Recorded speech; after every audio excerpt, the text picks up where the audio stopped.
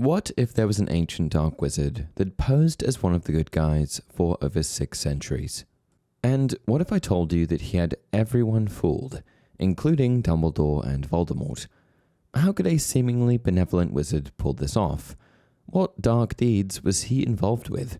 And how did he conceal his true nature from the wizarding world for so many hundreds of years?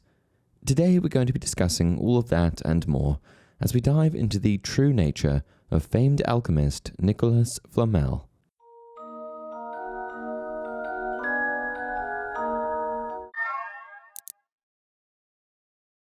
Hey everyone, welcome to another installment of Harry Potter Theory. It's no big surprise that wizards live longer than humans. In fact, according to the Ministry of Divine Health, the average wizarding life expectancy was reported at an average of 137 3/4 years old, meaning they live an average of 57% longer than humans. But when we think of really, really old wizards, the first man that comes to people's minds is Nicolas Flamel, a Frenchman that stuck around for 7 centuries. Much like the powerful wizard Merlin, Flamel is included in all sorts of folklore, pseudo-historical accounts, and even historical accounts. He's all over the place, and it makes him that much more intriguing. His character and identity was fascinating enough for people to adapt into folklore, and that's exactly the way Flamel found his way into Harry Potter. Flamel was a French scribe born in the year 1330 in the city of Pontoise. He lived in Paris for the majority of his life and spent much time there over the course of the 14th and 15th century. Flamel ended up being such an influential figure in Parisian history that there is even a road named after him, called Rue Nicolas Flamel.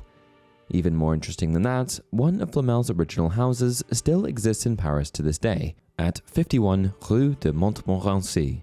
And this is all real information. On a day-to-day basis, Flamel worked as a scribe and manuscript seller, and ran 2 shops offering these services in Paris. Flamel achieved a great deal of success in his career, and as a result became quite wealthy. In the year 1368, Flamel would go on to marry his wife Perenelle, a generous benefactress who had a great deal of money from her former 2 marriages. But it wasn't until Flamel achieved his 2 legendary feats in alchemy that he would truly immortalize himself in history. Flamel's legendary accomplishments as an alchemist were first mentioned in Livre des Figures Hiéroglyphiques, an alchemical text first published in 1612. The text outlined that Flamel had succeeded with 2 great achievements in alchemy, the first being that he created the Philosopher Stone, which was purported to have turned base metals into gold. The second achievement was that he and his wife had succeeded in creating an elixir of life, which allowed them to achieve immortality. Flamel was truly an icon in alchemy, and he had reached legendary status within the circles of alchemy by the mid-17th century. He was even mentioned in Sir Isaac Newton's journals. In an interview, Rowling discusses Flamel. Nicolas Flamel is a historical character. Flamel lived in France in the 14th century and is supposed to have discovered how to make a Philosopher's Stone. There are mentions of sightings of him through the centuries because he was supposed to have gained immortality. There are still streets named after Flamel and his wife Perenelle in Paris. After making his 2 discoveries, it's been expressed that Flamel, along with his wife Perenelle, were able to produce an elixir of life from the stone, allowing them to live ludicrously long lives. Though Flamel could have lived forever had he continued to utilize the Philosopher's Stone, him and his wife eventually embraced death. Flamel knew that the stone that he had created would ultimately bring more harm than good if it fell into the wrong hands, and that's why he and Dumbledore made the decision to destroy it. But here's the thing, I think that there is a lot more to Flamel than meets the eye. His magnificent, entirely unparalleled discovery and 700 years on the Earth all seem a bit suspect to me, and within the Harry Potter universe, there is certainly more than one way to achieve immortality. I think Flamel made a Horcrux. A Horcrux is created when a wizard takes an object and binds a piece of their soul to it. The purpose is immortality, with the logic going that as long as a piece of your soul survives within the object, then you can never truly die.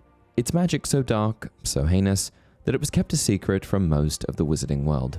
What's important to note here is that Nicolas Flamel, known for his reputed alchemical prowess and creation of the Philosopher's Stone, is very much shrouded in mystery, and his legacy, largely based on legend and sparse historical records, leaves much room for speculation about his true accomplishments and motivations.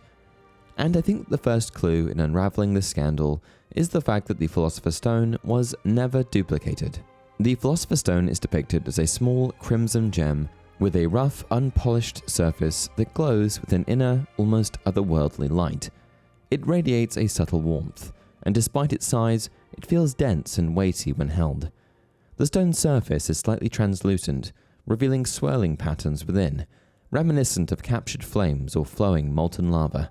It's an impressive object to look at, but even more impressive are its alleged capabilities: the ability to turn any base metal into gold, and the ability to create an elixir of life. The object was also written about in numerous alchemical texts, making its existence well known throughout the wizarding world. Now my question is, if the Philosopher's Stone was truly what it had been written out to be, why wouldn't anyone else try to recreate it? This seems especially unusual if you consider that it had existed in the wizarding world for over half a millennium. The answer is that the Philosopher's Stone never did any of the things it was reputed to do. It didn't turn lead into gold, nor did it produce the elixir of life. Instead, it served a much darker purpose. This enigmatic artifact was, in reality, a Horcrux, binding Nicolas Flamel's soul to the mortal realm and granting him an unnatural longevity through sinister means. Its legendary abilities were mere fabrications, masking its true, malevolent nature. Alchemy by nature is a field filled with secrecy and cryptic knowledge. Therefore, I suspect that Flamel's supposed success in creating the Philosopher's Stone was instead a veil covering his actual darker pursuits. What's also important to note is that the alchemical texts attributed to Flamel are complex and esoteric, often interpreted as metaphors rather than literal guides. The next point I want to make is that Flamel wasn't qualified to create an object like the Philosopher's Stone. His expertise lay in literature and script, not in the intricate and secretive science of alchemy. Moreover, the creation of the Philosopher's Stone requires profound knowledge in both magical and scientific principles, knowledge that Flamel likely did not have. There is no historical record of Flamel receiving formal alchemical training or mentorship from established alchemists, which would have been necessary to achieve such a feat. And while Flamel lacked certain abilities, he more than made up for his shortcomings with his writing skills, allowing him to expertly craft a story about creating the stone. Creating an object like the Philosopher's Stone would require a deep understanding of advanced alchemical theories, extensive experimentation, and access to rare and powerful ingredients, resources unlikely to be available to a mere scribe. It's also worth noting that many accounts of Flamel's alchemical achievements surfaced long after his death, often embellished or mythologized. J.K. Rowling said it herself: Flamel is supposed to have discovered how to make a Philosopher's Stone. This tells me that there's more to the story than meets the eye. It's also worth noting that contemporaneous alchemists of Flamel's time, who dedicated their lives to the practice, failed to replicate the creation of the Philosopher's Stone. Therefore, it is improbable that Flamel, without the same level of dedication and knowledge, could have succeeded where others with greater expertise did not. Given the lack of concrete evidence of his alchemical prowess, I suspect that Flamel's supposed success was a complete fabrication, and that his longevity should instead be attributed to him discovering and using his own Horcrux. I feel that this would also explain why Voldemort sought out the stone during Harry's first year at Hogwarts, in an effort to better understand the existing Horcrux of a wizard that had tethered his life to the mortal realm for so many centuries. At this point, Voldemort already had Horcruxes, so an elixir of life wouldn't be much good.